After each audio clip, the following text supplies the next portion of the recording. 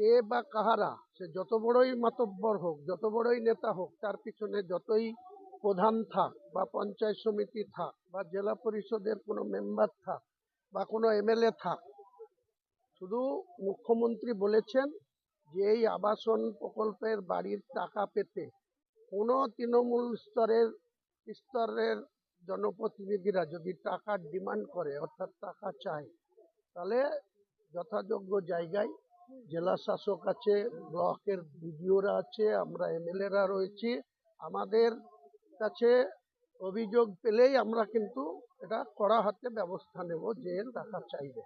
কারণ এটা মুখ্যমন্ত্রী অনেক কষ্ট করে 12 লক্ষ মানুষকে এই বাংলার বাড়ির টাকা দিচ্ছেন, আরো 16 লক্ষকে তিনি 1 বছরের মধ্যে দেবেন বলেছেন। স্তর পঞ্চায়েতের যে কোনো স্তরের জনপ্রতিনিধি হোক, এটা বরদাস্ত দল করবে না। আমরাও এটা কোনো মতেই কাউকে অ্যালাউ করছি না, করব না। বুথ সভাপতি আবাস দেওয়ার নামে টাকা তুলছে, এরকম একটা ভাইরাল হয়েছে, কি বলবেন? এসব কিছু স্বার্থন্বেষী মানুষ জড়ো হয়েছে, যারা তৃণমূলকে নানায়ন করার জন্য বা তৃণমূলের সরকারের যে বিভিন্ন প্রকল্প, প্রায় 94টা প্রকল্প আছে রাজ্যের মাননীয় মুখ্যমন্ত্রী 2011 সালের 20 মেতে মুখ্যমন্ত্রী গদিতে বসার পর 94টা প্রকল্প তিনি বিভিন্ন মানুষের জন্য করেছে। তার মধ্যে আপনারা জানেন যে 60-40 রেশিওতে প্রধানমন্ত্রী আবাস যোজনা বলে একটা প্রকল্প ছিল, যেটাতে প্রায় 3 বছর ধরে কেন্দ্র সরকার কোনো টাকা দিচ্ছিল না।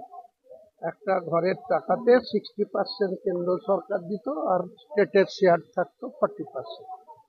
তো বারবার বলে 100 দিনের কাজেরও টাকা দেয়নি। আমাদের লোকসভা ভোটের আগে আমাদের মুখ্যমন্ত্রী সেটা অনেক টাকা দিয়েছিল, যারা কাজ করেছিল কেন্দ্র সরকারের নির্দেশ মতো। সেই সমস্ত ম্যান্ডেটের লেবারদের পেমেন্ট রাজ্য সরকার 2024 লোকসভা ভোটের আগে দিয়েছে। সেই সময়তেই আপনারা জানেন 2023 1 অক্টোবর গান্ধীজির রাজঘাটে আমাদের নেতা অভিষেক বন্দ্যোপাধ্যায়ের নেতৃত্বে আমরা এমএলএরা, বিভিন্ন সাংসদরা, রাজ্য নেতৃত্ব সবাই আমরা এই শুধু আবাসন যোজনা আর 100 দিনের কাজের টাকার জন্য বাংলার যে প্রকল্পর টাকা এখানকার বিজেপিরা বন্ধ করে রেখেছে কেন্দ্রের সরকারকে বলে, তো সেইটা যাতে পশ্চিমবাংলার মানুষ বঞ্চিত না হয়, তাদের ন্যায্য অধিকার যাতে পাওয়া যায়, তার জন্য বারবার আন্দোলন করা হয়েছে। কিন্তু ততও টনক লড়েনি কেন্দ্র সরকারের, বিজেপি সরকারের। এখানকার যারা বিজেপি করে, যারা বিজেপির লিডার অব দ্য অপোজিশন আছে, তিনি বাংলাকে আরো বেশি অনুন্নয়ন করার দিকেই এগাচ্ছে। মানে উন্নয়ন ওনার ভালো লাগে না, তাই মমতা ব্যানার্জির এইসব প্রকল্পতে যাতে ঠিকঠাক করে অগ্রগতি না হয়, তার জন্য পদে পদে তিনি বাধা সৃষ্টি করেন। তাতে কিছু আমাদের যায় আসে না। আমাদের মাননীয় মুখ্যমন্ত্রী 94টা প্রকল্পের মাধ্যমে প্রত্যেকটা মানুষকে, প্রায় রাজ্যের যে 11 কোটি মানুষ আছে তার ভিতরে প্রায় 9 কোটি মানুষকে বিভিন্ন সুবিধায় বিভিন্ন প্রকল্পের আওতায় এনেছে।